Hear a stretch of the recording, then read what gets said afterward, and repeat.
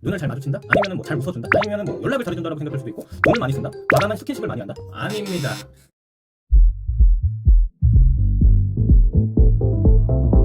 강의 1탄인데, 자, 제가 좀 옛날 영상을 제 거를 좀 많이 살펴봤어요. 근데 아주 뒤죽박죽이더라고. 그래서 이번에 뭐 제외라든지 썸이라든지 이 데이트 과정 자체를 좀 순서감 있게 만든 게 없더라고요.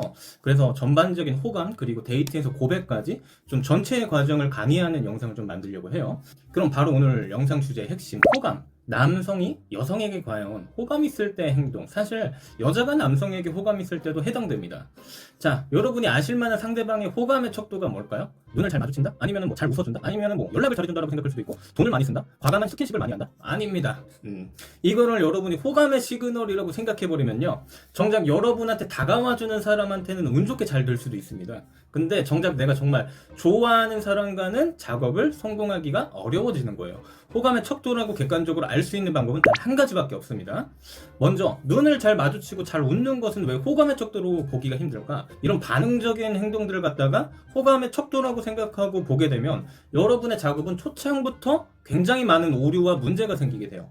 왜냐면 이런 행동은 원래부터 그런 사람일 확률이 높기 때문에 그래요. 그렇다면 이와 반대로 눈을 잘 마주치지도 못하고 여러분을 만났는데 잘 웃지도 않아. 표정이 딱딱하게 굳어 있어. 이것 또한 마찬가지예요. 호감도가 낮아서 그런 행동을 하는 게 아니라 원래부터 타인에게 경계심이 많거나 피곤하거나 에너지가 부족해 있을 뿐, 그러니까 원래 그런 사람일 확률이 높은 거지 이거를 호감의 척도라고 생각하시기는 힘듭니다. 그러니까 이거는 어떤 사람의 패턴적인 행동으로 인식하시는 게 더 정확하다는 거. 뭐 호감이 정말로 있어서 여러분을 보니까 막 텐션이 존나 높아지고 막 기분이 좋아져. 호감이 없어서 기분이 별로 안 좋아서 뭐 여러분을 보니까 기분이 안 좋아서 텐션이 낮아질 수도 있겠지만, 아닌 경우도 너무너무 많기 때문에 그냥 여러분의 주관적인 척도일 뿐 실제 사실과는 다른 문제라는 거예요. 이런 행동을 갖다가 여러분이 호감의 척도라고 생각하고 상대방의 반응에만 온몸의 이 모세혈관까지 그냥 몰입하는 행동을 하시면 여러분은 그냥 오락가락하는 상대방의 컨디션에 휩쓸리는, 상대방의 반응이 사실 제일 중요한 것 마냥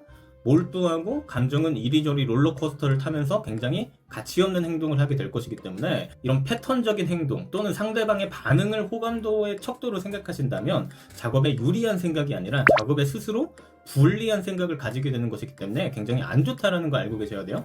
그리고 두 번째, 여러분이 제일 많이 생각하는 거죠. 연락을 잘해준다. 이게 과연 호감의 척도일까요? 하지만 아닙니다. 제가 위에서 말한 것과 같아요. 이것 또한 마찬가지요. 여러분에게 호감이 많아서 연락을 퍼주고 잘해줄 수도 있어요, 실제로. 하지만 반대로 호감이 많으면 꼭 연락을 잘하느냐? 꼭 그렇지도 않다는 거예요.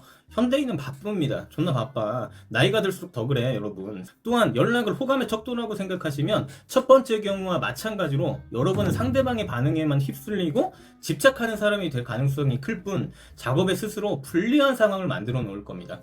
작업이라는 걸 배우는 이유는 우리가 능동적으로 행동하기 위함이지 수동적으로 상대방의 반응만 살피는 게 아니기 때문에, 주관적인 여러분의 상상만으로 상대방의 호감이 있다 없다를 이렇게 연락 같은 걸로 성급하게 판단 내리신다면 관계는 그 즉시 여러분이 질린다면서 종료가 되는 발판을 가지게 될 확률이 아주 높아질 뿐이다. 다음 세 번째가 뭐였지? 돈을 많이 쓰는 거죠. 이것도 참 할 말이 많습니다. 사람마다 여러분 작업의 형태가 달라요. 그런 생각 자체를 가져본 적도 없고요. 그래서 사람들은 자신이 제일 자신 있는 것으로 환심을 사려는 경향이 있어요. 몸매면 몸매, 뭐 얼굴이면 얼굴, 또는 뭐 돈이면 돈, 직업이면 직업. 하지만 이 부분들 또한 객관적으로 내가 판단 내릴 수 있는 기준이 없습니다. 되게 수동적인 판단이라는 거예요. 돈 같은 경우에도 호감이 많아도 더치페이를 하는 사람이 많습니다. 대표적으로 나도 그래. 만약에 남자 입장에서 예전에 뻔하게 막 여자에게 돈을 쓰는 사람이었어. 근데 괜히 이게 나중에 내가 허구짓 같은 거야. 그래서 여러분에게 호감이 있더라도 그 다음부터는 여러분에게 막 돈을 쓰기보단 수동적으로 여러분의 반응을 살피는 경우도 되게 많고요. 경제적인 문제가 막상 없는 사람인 것처럼 보이지만 문제가 많은데 그걸 감추고 있는 사람도 많기 때문에 이걸 객관적인 호감의 척도라고 생각하면 여러분 너무 많은 관계를 실패하게 될 거예요. 그래서 돈을 덜 쓴다고 해서, 돈을 많이 쓴다고 해서 이걸 호감의 척도라고 생각해버리면 작업은 아까 말한 것처럼 여러분 스스로 불리해진다. 마지막으로 네 번째, 과감한 스킨십은 좀 다른 문제일 수 있어요. 아까 말한 세 가지 문제보다는 호감이 있으면 과감한 스킨십을 하는 건 어쩌면 본능일 수도 있습니다. 즉 앞서 말한 첫 번째, 두 번째, 세 번째보단 더욱 확실하게 알 수 있는 방법이라는 거죠. 하지만 이것 또한 패턴적인 행동일 가능성도 굉장히 있습니다. 즉 원래 상대에게 과감하게 스킨십을 하는 사람도 있고 그렇지 못한 사람도 있는 겁니다. 그리고 스킨십의 경우는 조금 오류가 뭐냐면, 여러분이 만약에 어떤 사람과 좀 어색한 첫 만남이야. 그럼 그 사람이 뭐 여러분한테 스킨십 할 때까지 막 주구장창 반응만 살필 거야 막. 이 스킨십 또한 호감의 척도라고 생각하기에는 굉장히 어렵다. 그러면 도대체 뭐가 객관적인 호감의 척도냐? 그나마 여러분이 제일 객관적으로 판단할 수 있으며 작업을 스스로 유리하게 하고 싶다면 호감의 척도라고 생각할 수 있는 것은 바로 딱 한 가지, 만남입니다. 상대방이 만약에 여러분의 약속에서 대체적으로 잘 나오려는 행동 패턴을 보인다면 그것은 여러분에게 호감도가 많아서일 가능성이 높습니다. 상대방이 호감이 없는데 그냥 할 일 없이 여러분을 만나러 나오는 게 아닙니다. 따뜻한 밥 먹고 그런 에너지 낭비하는 쓰잘데기 없는 짓을 하지 않아요, 인간은. 여기서도 물론 문제는 있습니다. 상대방이 원체 바쁜 사람이라서 여러분을 잘 못 만나줄 수 있어요. 또는 상대방이 타인에게 말하지 못할 만한 개인적인 자신의 상황 또는 금전적인 문제가 있다든지 마음의 어떤 여유의 문제가 있다든지 이런 문제들도 있기 때문에 호감과는 별개로 여러분을 못 만나줄 수도 있습니다. 바빠서 잘 못 만나주는 상황이라면 그 상황에서의 호감이 있는 사람의 대표적인 특징은요, 약속이 취소되더라도 그러면 다음 주 수요일은 어때요?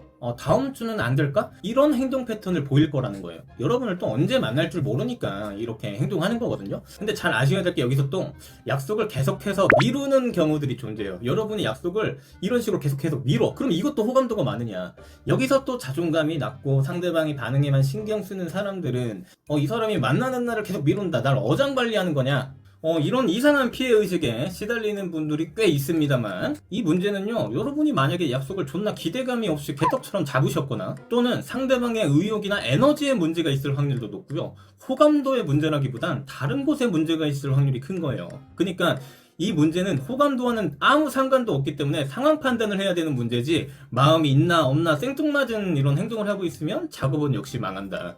아니 당연한 거야 여러분. 호감이 없으면 본인들한테 욕먹고 원망 들으면서까지 약속을 왜 미룹니까? 여러분 그냥 차단하고 말지, 안 그래요? 이상한 피해의식 좀 가지지 마십시오. 그래서 상대방이 여러분과의 약속에 잘 나오느냐로 호감을 판단하는 것이 사실 작업에선 제일 객관적인 판단 전략이고 작업에서 유리한 호감의 척도 판단의 기준입니다. 왜냐하면 이 만남 약속은요, 위에 다른 4가지와는 달라요. 위에 다른 4가지들은요 수동적입니다. 이렇게 항상 상대방의 마음만 살펴야 되는 이런 수동적인 시그널과는 다르게 이 만남은 우리가 능동적으로 작업하고 제어할 수 있는 부분이기 때문에 그래요. 그래서 상대가 날 잘 만나주지 않는다, 상대방이 너무 깔끔히 약속을 거절해버리고 거절하고도 연락이 없다, 이래서 호감도가 없으니 좌절해야 될까? 그럴 필요 없다는 겁니다. 왜냐하면 호감이라는 건 내가 어떤 상황을 주도적으로 만드냐에 따라서 얼마든지 생길 수도 있다가 날아가 버릴 수도 있는 거기 때문에 이젠 여러분은 호감의 척도에서 가장 중요하고 객관적인 것은 만남이라는 것을 이제 오늘 아셨죠? 오늘 아셨으니까 상대방의 반응만 살피면서 수동적으로 마음이 있나 없나 눈치만 보는 것은 최악의 작업 방법이라는 걸 아셨기 때문에 만남의 약속을 잡는 과정이 작업에서 얼마나 중요한 건지를 이제 알게 되시는 거죠. 썸을 타고 싶은 분들도, 재회를 하고 싶은 분들도 이 만남의 약속을 어떻게 잡아야 되는지를 공부를 하면 없던 호감도도 생기게 된다. 이 방법은 다음 시간에